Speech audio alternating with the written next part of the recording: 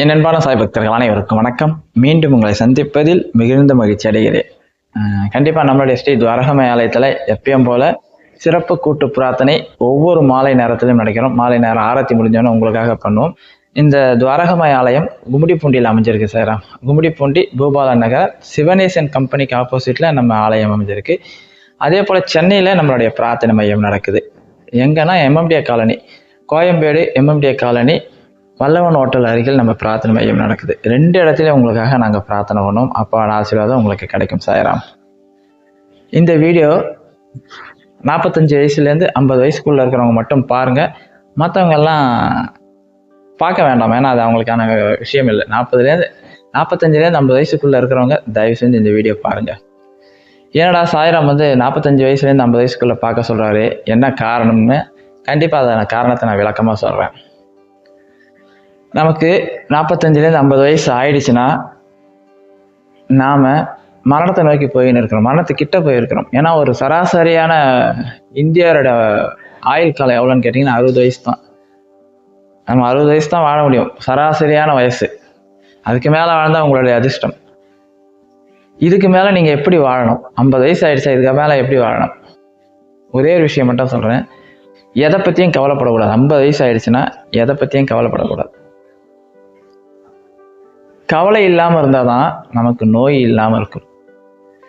நாம் யார் யாருக்கு பசங்க படிக்கலை, பசங்க வாழ்க்கை, பசங்க கல்யாணம், பசங்களோட ஃப்யூச்சர், அவங்களுக்கு சொத்து சேர்க்கணும், பணம் சேர்க்கணும், இந்த மனக்குழப்பத்தில் சுற்றி வந்து உங்களால் ஒன்றுமே பண்ண முடியாது. உடம்பு நல்லா இருந்தால் தான் நாம் நல்லா இருக்க முடியும்.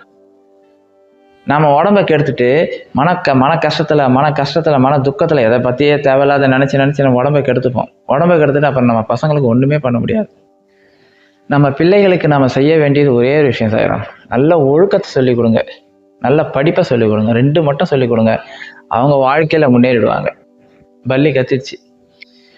ஒழுக்கத்தையும் படிப்பையும் நீங்கள் சொல்லி கொடுத்தீங்கன்னா அவங்க வாழ்க்கையில் முன்னேறி போய்கினே இருப்பாங்க. நீங்கள் அவங்களுக்கு பணம் பொருள் சேர்த்து வச்சிங்கன்னா அது வீண். ஏன்னா கஷ்டப்படாமல் எந்த ஒரு பொருளும் யாருக்கு கிடைச்சாலும் அதனால் அதோட பலன் அவங்களுக்கு தெரியாது. ஈஸியாக அதை காலி பண்ணிவிடுவாங்க, உண்மையிலே காலி பண்ணிவிடுவாங்க. 50 வயசு ஆயிடுச்சு அவங்களுக்கு, நீங்கள் சந்தோஷமாக இருக்கிறதுக்கான முயற்சி, சந்தோஷம்னா செலவு பண்ணுங்க. தேவையில்லாத, அதாவது கஞ்சத்தனத்தையே பண்ண வேண்டாம். நிறைய சேர்த்து வைக்கணும். நீங்கள் முக்கியமான சாப்பிட்றதுலேருந்து எல்லாத்தையும் கஞ்சத்தனம் பண்ண வேண்டாம். பிடிச்சதை சாப்பிடுங்க. ஏன்னா 50 வயசுக்கு மேலே சுகர், பிபி எல்லாம் தன்னால் வந்துடும் உங்களுக்கு. இப்போ நீங்கள் நினச்சாலும் சாப்பிட முடியாது. அதனால தான் சொல்கிறேன், பிடிச்சதை சாப்பிடுங்க. புதிய இடத்துக்கு போங்க. கையில் எவ்வளோ காசு இருக்கோ அதுக்கேற்ற மாதிரி சுற்றுலா போங்க. ஏன்னா வீட்டுக்குள்ளேயே அடைஞ்சிருந்தாலும் நமக்கு மன நிம்மதி இருக்காது. நமக்கு பிடிச்ச கோயிலுக்கு போயிட்டு வாங்க, பிடிச்சவங்களோட போய் பேசிட்டு வாங்க, பிடிச்ச சினிமாவுக்கு போங்க. வாழ்க்கையை சந்தோஷமாக அனுபவிங்க. காசு அதுக்கு தேவையில்லை சார். கொஞ்சம் காசு இருந்தால், நான்லாம் சென்னையில் இருந்தால் வடபழனி கோயிலுக்கு போவோம் பக்கத்தில், இல்லை பக்கத்தில் இருக்க திருவேற்காடுக்கு, இல்லை பீச்சுக்கு. செலவில்லாத இடங்களெல்லாம் கையில் நான் 100 ரூபா எடுத்து போனால் போதும். வாழ்க்கையை சந்தோஷமாக அனுபவிக்கணும். வருஷத்துக்கு ஒரு முறை வெளியே எங்கேயா சுற்றிட்டு வாங்க. அதேமாரி உடற்பயிற்சி கண்டிப்பாக செய்யுங்க, நம்மளால் முடிஞ்ச உடற்பயிற்சி. அதே போல் தெய்வ நம்பிக்கை, கடவுள் முன்னாடி கொஞ்சம் அதிக நேரம் செலவு பண்ணுங்க. மனபாரத்தை அவர்கிட்ட இறக்கி வைங்க. நமக்கு நம்ம சேர்த்து, ஐயோ இவ்வளோ சொத்து சேர்த்து வச்சுமே, இல்லை சொத்து சேர்க்கலையே, நம்ம பசங்க நம்மளை திட்டுவாங்களோ, இப்படி எந்த கவலையும் இல்லை. உங்கள் பசங்களுக்கு என்ன நடக்கணும்ன்ட்டு கடவுள் பார்த்துப்பார். அவங்க வாழ்க்கையில் முன்னேறத்துக்கு நீங்கள் என்ன தான் குத்தினாலும் மேலே போக முடியாது. நீங்கள் அவரை பசங்களை தூக்கி போய் ஒரு இடத்துல உட்கார வைக்க முடியாது. ஐயோ நம்ம செத்துட்டா அதுக்கப்புறம் நம்ம சொத்தெல்லாம் யார் பார்த்துப்பாங்களான்னு நீங்கள் அந்த கவலையே பட வேண்டாம். வயசாகி நம்ம செத்தா 3 மாதம் அழுவாங்க, அது கூட சொந்தக்காரங்க அழுவ மாட்டாங்க. நமக்கு கணவன், மனைவி, ஏன்னா பசங்க, இவங்க தான் அழுவாங்க. 3 மாதத்துக்கு அப்புறம் நீங்கள் பிரேம் போட்டு பாண்டி வச்சுருவாங்க உங்களை. அதுக்கப்புறம் யாரும் நம்மளை நினைக்க மாட்டாங்க. அப்போ நாம் எப்படி சந்தோஷமாக இருக்கிறது? நம்மளால் முடிஞ்ச தான தர்மங்கள், இல்லாதவங்களுக்கு, பறவைகளுக்கு, நாய்களுக்கு, இப்படி நாம் ஒவ்வொரு விஷயத்தையும் சந்தோஷமாக அனுபவிக்கணும். நம்ம பேர பிள்ளைங்களுக்காக உட்காந்து அழுதுன்னு இருக்கணும். சில சகோதரி பேசுவாங்க, என் பேரனுக்கு அப்போ ஸ்கூலில் சீட்டே கிடைக்கல சாயராம், எனக்கு ரொம்ப கவலையாகுது. நீங்கள் ஏன் கவலைப்படுறீங்க? உங்கள் பேரனுக்கு சீட்டு கிடைக்கல, நீங்கள் ஏன் கவலைப்படுறீங்க? அவன் வாழ்க்கையை அவன் பார்த்துப்பான், இல்லை அவங்க அப்பா அம்மா பார்த்துப்பாங்க. பேரனுக்கு எனக்கு காலேஜ் சீட்டு கிடைக்கல, ஸ்கூல் அட்மிஷன் கிடைக்கலன்னு சொல்லி நாம் தேவையில்லாத கவலைப்படுறது என்ன ஆகும்னா நம்ம உடம்பை பாதிக்கும். கடவுள்கிட்ட உட்காருங்க. கடவுளோட 50 வயசுக்கு மேலே ஆயிடுச்சுன்னா பணம்னு அலையாதீங்க தயவு செஞ்சு. பணம் உங்கள் உடம்பை குணப்படுத்தவே கொடுத்தாது. உடம்பு ஒரு தடவை போயிடுச்சுன்னா பணம் எவ்வளோ கொடுத்தாலும் குணப்படுத்த முடியாது. நம்ம உடம்புல வீணான வியாதிகள் எதனால் வருதுன்னா மனக்கவலையால் தான் வருதே உண்மையிலே. நம்ம தேவையில்லாமல் கவலைப்படுறது நம்மளுடைய பிள்ளைகளுக்கு பெரிய பாரமாயிடுவோம். மனக்கவலை வந்து நமக்கு சுகரும் பிபியும் வந்து நம்ம பசங்க ஆஸ்பத்திரிக்கு இட்டுன்னு போயிட்டு வந்து எவ்வளோ கஷ்டம் யோசனை பண்ணி பாருங்க. எனவே கஞ்சத்தனமாக இருக்காதீங்க, ஜாலியாக செலவு பண்ணுங்க. இருக்கிற காசு ஜாலியாக செலவு பண்ணுங்க. நிறைய சேர்த்துலாம் வச்சு அப்படியே கோட்டெல்லாம் நீங்கள் கட்ட போதில் 50 வயசுக்கு மேலே நீங்கள் கோடியாக சம்பாதிக்க முடியாது. இருக்கிற காசை எடுத்து நல்ல செலவு பண்ணுங்க. உங்கள் எதிர்கால தேவைக்கு கொஞ்சம் வச்சுக்கோங்க, அவ்வளோதான். மற்றபடிலாம் ரொம்பலாம் சேர்த்து வச்சுக்கிங்கன்னா அதுவே பெரிய ஆபத்து இப்போ இருக்கிற சூழ்நிலைக்கு.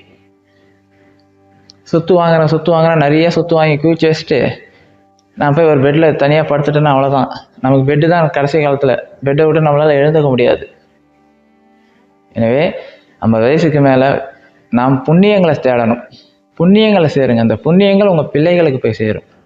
நாம் செய்கின்ற புண்ணியங்கள் தான் பிள்ளைகளுக்கு. நீங்கள் சேர்த்து வைக்கிற சொத்துகள் போய் சேராது. இல்லாதவர்களுக்கு உங்களால் முடிஞ்சது உதவி செய்யுங்க. படிக்கிற குழந்தைங்களுக்கு நோட்டு பண்ணு. இப்படி ஏதாவது ஒரு நல்ல விஷயத்த செஞ்சீங்கன்னு வாங்களேன், மனசை சந்தோஷமாக வச்சுங்க. சந்தோஷமாக சிரிங்க. குழந்தைய மாறுங்க. வாய் விட்டு சிரிங்க. எப்பயுமே முகத்தை இறுக்கமாக வச்சுக்க வேண்டாம். யாரையும் வெறுக்க வேணாம். அவன் எனக்கு பகையாளி, இவன் எனக்கு பகையாளி, எல்லாம் ஒரு நிமிஷம் வாழ்க்கை தான். அவன் நாளைக்கு செத்து போயிட போகிறான், அவ்வளோதான். இல்லை நாம் செத்து போயிட போகிறோம். அவனை நினச்சி மனசில் புழுங்கிக்கினே இருந்து நாம் டெய்லி செத்துன்னு இருக்க வேண்டாம். அதை பற்றி எதை பற்றியும் கவலைப்பட வேண்டாம். ஐயோ எனக்கு நோய் வந்துடுச்சேன்னு. நீங்கள் ஆஸ்பத்திரிக்கு போனீங்கன்னா நோய் உங்களோட கொடுமையான நோயோட நிறைய பேர் படுத்துன்னு இருப்பான். நமக்கு கடவுள் இவ்வளோ கொடுத்துருக்கிறாருன்னு முதல்ல சந்தோஷப்படுங்க. இருக்கிறத வைத்து சந்தோஷப்படுவதற்கு முயற்சி செய்யுங்க. இல்லாத ஆகாசத்துக்கு நான் ஏற போகிறேன் 50 வயசுக்கு மேலாம் கண்டிப்பாக முடியாது. 50 வயசுக்கு மேலே பணம்னு போனீங்கன்னா பணம் உங்கள் கையில் இருக்கும், ஆனால் அதை அனுபவிக்க நீங்கள் இருக்க மாட்டீங்க. இதுதான் உண்மை.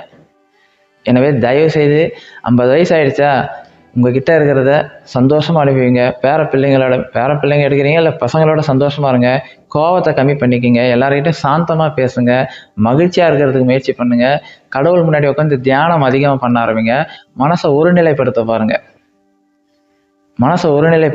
நீங்கள் மனசில் எவ்வளோ சந்தோஷமாக இருக்கிறீங்களோ உங்ககிட்ட உடம்புல இருக்கிற நோய் தன்னால் வெளியே போயிடும். உண்மையிலே சொல்கிறேன். நீங்கள் சந்தோஷமாக இருக்க உங்கள் உடம்புல இருக்கிற ஒவ்வொரு நோயாக குறையும்.